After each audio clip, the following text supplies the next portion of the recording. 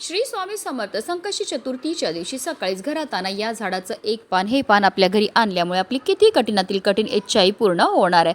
तर सकाळीच आपल्याला लाल जास्वंदीचं एक पान आपल्या घरी घेऊन यायचं. या पानाला स्वच्छ धुवून पुसून घ्यायचा. हा संपूर्ण उपाय आपण देवघरासमोर बसून करणार. ते एक प्लेट घ्या, त्यामध्ये थोडं कुंकू घ्या, त्यामध्ये पाणी टाकून त्याचं गंध तयार करून घ्या. त्या जास्वंदीच्या झाडाच्या काडीने आपल्याला जास्वंदीच्या पानावर आपल्या मनातली इच्छाही लिहायची. एक प्लेट घ्या, त्यावर हळद आणि कुंकून एक स्वास्तिक काढावं. त्यावर आपल्याला मुठभर तांदूळ ठेवायचे आणि त्यावर आपल्याला हे इच्छा लिहिलेलं पान ठेवायचं. ही प्लेट उचलून आपल्याला देवघरामध्ये असणाऱ्या गणपती बाप्पांसमोर ठेवायची. तिथेच बसून आपल्याला 3 वेळा गणपती अथर्व शीर्षमचं पठण करायचं आणि 108 वेळा आपल्याला ओम गण गणपतये नमो या मंत्राचा जप करायचा. हात जोडून गणपती बाप्पांना आपली इच्छा पूर्ण होण्याकरता प्रार्थना करायची. संपूर्ण दिवसभर हे पान तिथेच ठेवायचं आहे.